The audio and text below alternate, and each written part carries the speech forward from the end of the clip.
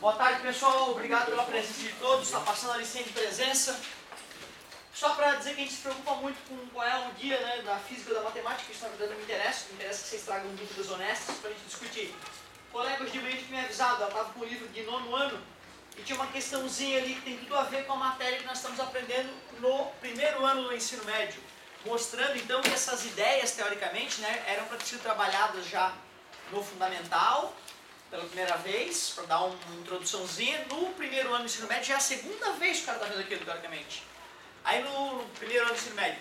No 2º ano, dá uma olhadinha de leve. No 3º ano, revê isso tudo de novo. Ou seja, depois de 4 anos em contato com a matéria, é esperado que o aluno acorde e pergunte: o que é trabalho em física? Ah, não, trabalho tem a ver com energia e tal. O cara já saiba depois de 4 anos trabalhando com isso.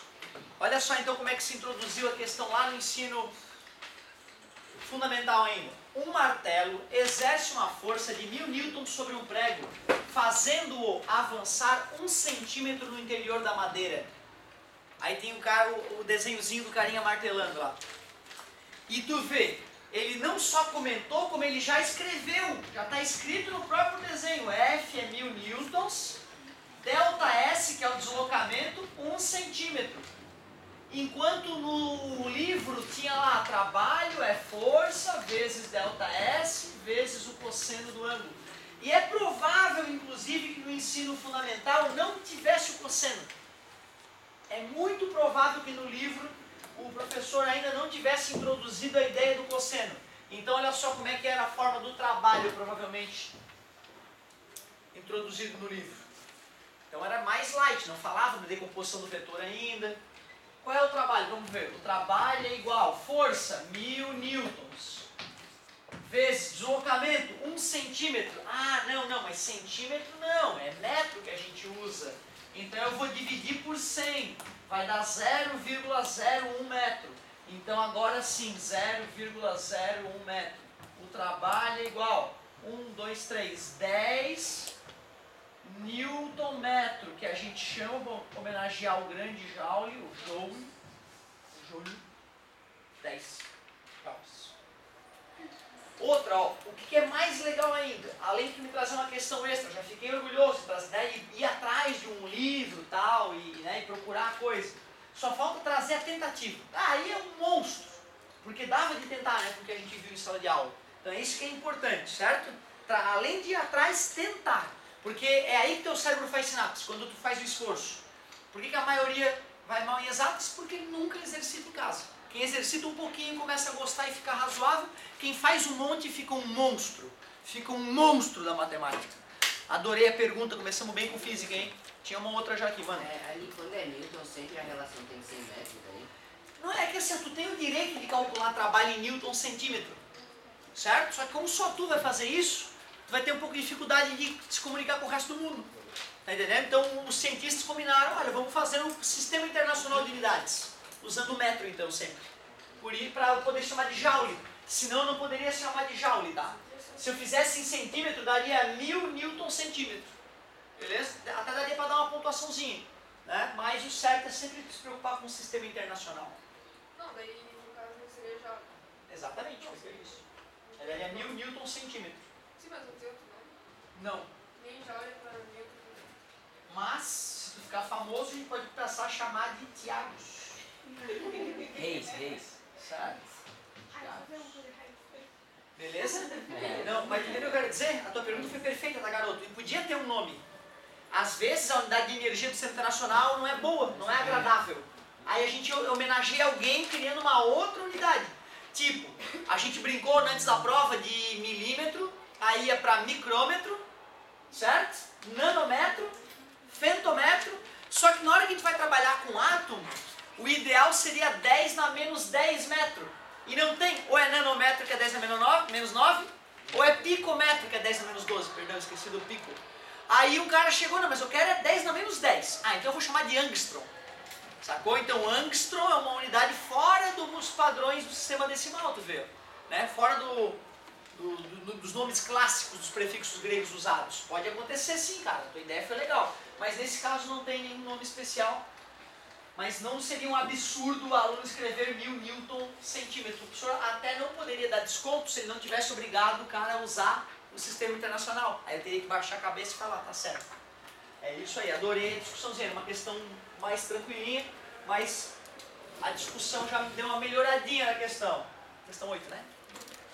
Boa! Página 13, questão 8. Foi aquela questão, galerinha, que eu comecei a resolver de forma um pouco mais elaborada. Depois eu fui ler uma segunda vez e vi, não, a questão é bem boba. Tão boba que tinha um erro absurdo, lembra? Então é uma questão boa da gente rediscutir. Adorei essa pedida. Tem toda a razão. Na outra sala, como eu já tinha cometido aquele erro aqui, eu contei pra ele, ó galera, lá eu me confundi e ainda sorte que eu saí por cima da carne seca que a questão tinha um erro, senão eu ia sair tolo mesmo. Primeiro vamos fazer a questão fingindo que a gente não entende muito de física. Depois nós vamos dar uma fuçada na questão e vamos ver que tem erro. Página 13, questão 8. Um funcionário de uma transportadora deseja colocar várias caixas na carroceria de um caminhão. Desenvolve um dispositivo que consiste numa rampa de madeira apoiada na extremidade do veículo, conforme ilustra a figura. Eu, no meu espírito de porco, já comecei a pegar no pé do cara, né? Porque diz que ele desenvolve um dispositivo e o nome do dispositivo é rampa. Pelo amor de Deus, né, cara? Os egípcios escutando isso devem estar se revurando nos sarcófagos, né? Porque boa parte das pirâmides foram construídas baseada na rampa. Muito bem. Aí olha só, lá tá o tiozinho fazendo a forcinha, tem a caixinha, que tá até uniformizado. Show de bola. O braço direito dele é meio comprido. Ele vai fazer força lá.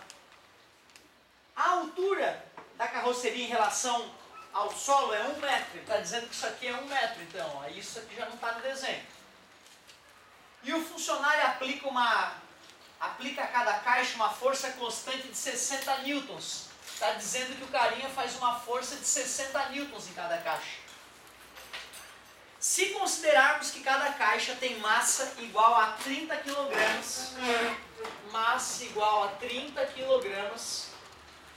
que o coeficiente de atrito, μc, entre a caixa e a rampa vale 0,20, eu vou anotar só 0,2, para efeito de cálculo não faz nenhuma diferença, e que a extensão da rampa é 2 metros, ó, gente fina, porque ele não precisava ter me avisado que a hipotenusa é 2 metros, né, com seno de 30 igual a cateto oposto sobre a hipotenusa, eu descobriria isso, mas o cara foi muito queridão, ele disse que a rampa então tem 2 metros de extensão.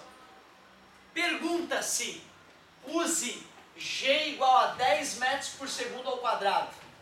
Letra A. Quanto vale o trabalho realizado pela força aplicada à caixa? Pela força aplicada à caixa por quem? Se supõe? Pelo carinha. Né? Ele não falou, mas né, se subentende que é o carinha.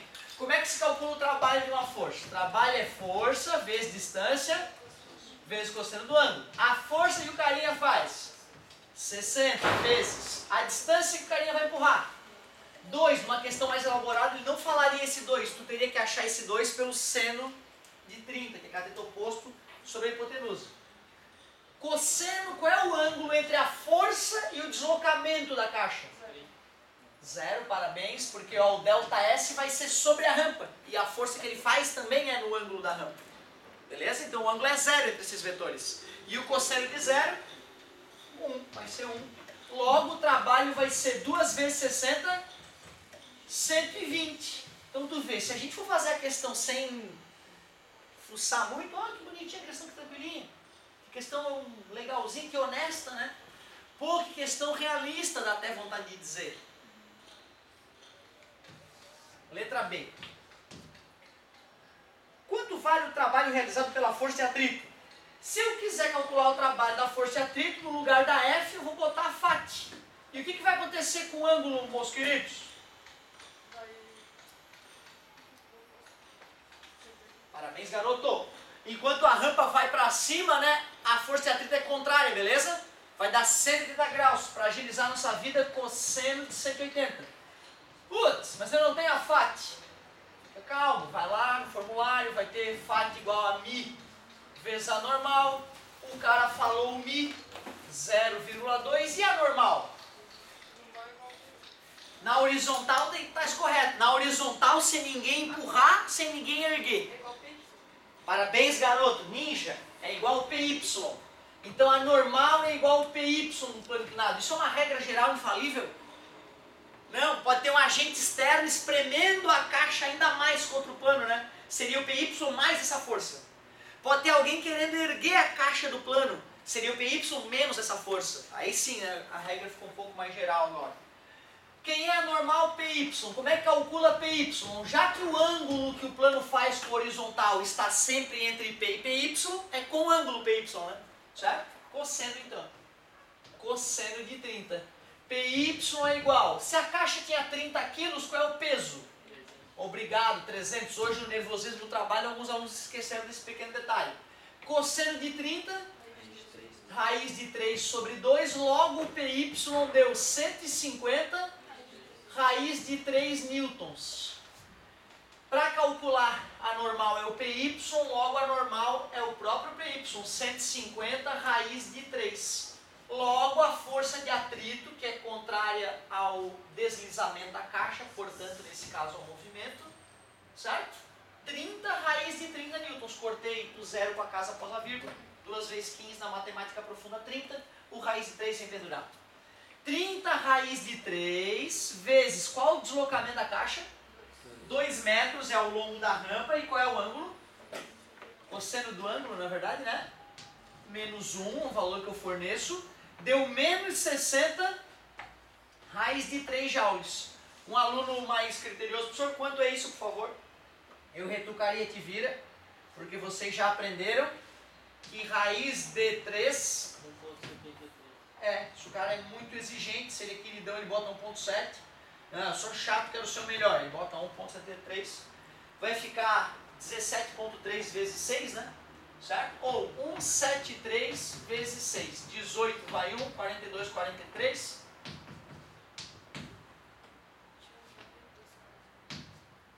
Ah, mas tinha um zero, olha só.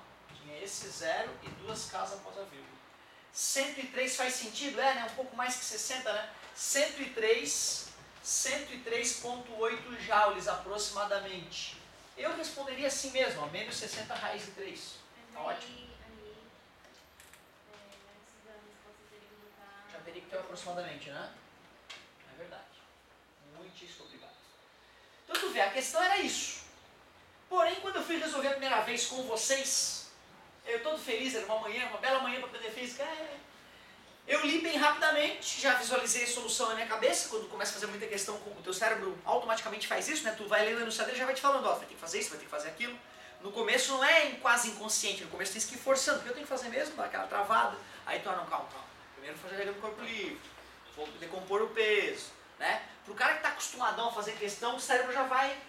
Eu então pensei assim, ó, beleza, para esse cara poder empurrar a caixa para cima, pelo menos a força resultante tem que ser 0 para ele poder empurrar por inércia, né? Ele começa com um pouquinho mais de força e depois continua por inércia, né?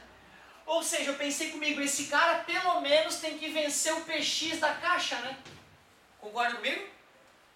Ou seja, eu fui calcular o PX, de distraído, que não era para calcular PX nenhum. Como é que calcula PX?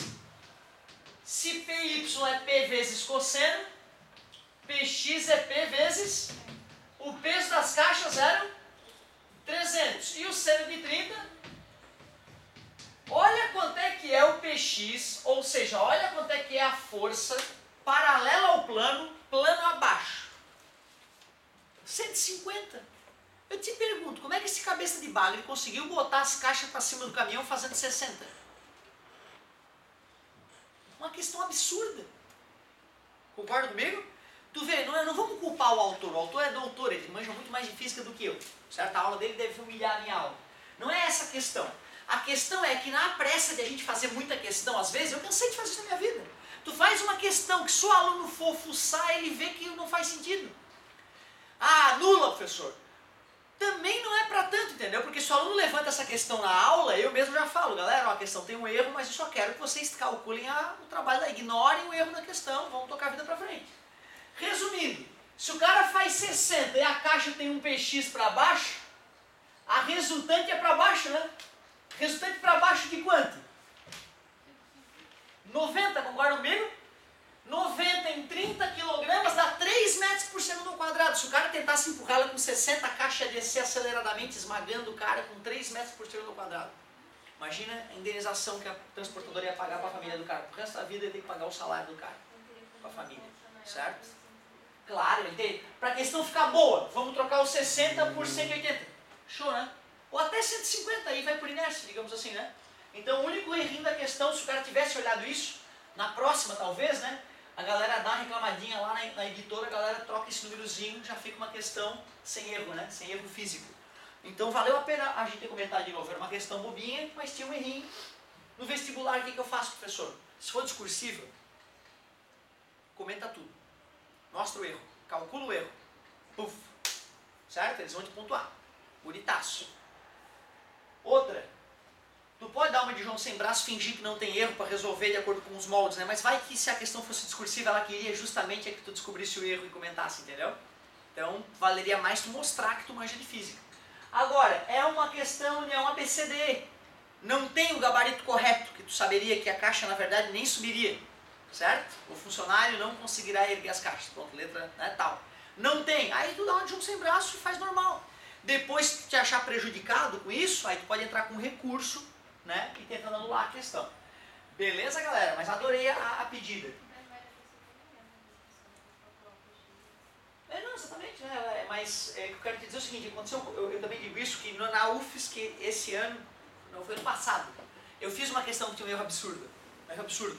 A questão pediu umas coisas assim que mostrava que o cara não teve cuidado no enunciado. Trocou gato por lebre já no enunciado. O professor de física errou o conceito. Eu não resistia, também não estava fazendo para valer vaga nenhuma, né? Só queria me treinar. Então eu fui lá e expliquei, ó, a questão tem um erro importante, expliquei qual era o correto, fiz os cálculos que a questão pedia, mas alertei para o erro da questão. E eles me deram o ponto todo, entendeu? Ou seja, eles reconheceram que realmente, né, havia um erro, né? Mas nem sempre vai valer a pena tu fazer isso. Pode fazer a questão normal e depois, se tu achar que deu problema, entrar com recurso para garantir teu ponto. Galerinha, vamos dar uma palhinha de matemática, pelo que eu senti, né? Tem alguma galerinha aí com dúvida de matemática, mais alguma questão de física? Se não, dou uma migradinha para matemática, porque temos a avaliaçãozinha, né? Alguma outra de física, isso de matemática, então vamos lá. Vamos migrar. Na questão 2 de matemática do trabalho, ela vai cair na prova? Não naquele Tu sabe caso... que eu sou o rei do Ctrl-C, Ctrl-V, né? Ctrl-V, É possível, aí depende, eu não sei, aí... Pô, os vai astros estão meio nebulosos. Eu não consultei meu astrólogo esse final de semana, não sei. Mas é bom fingir que vai, entendeu? Pra tu vir forte pra ela. Falei, meu querido.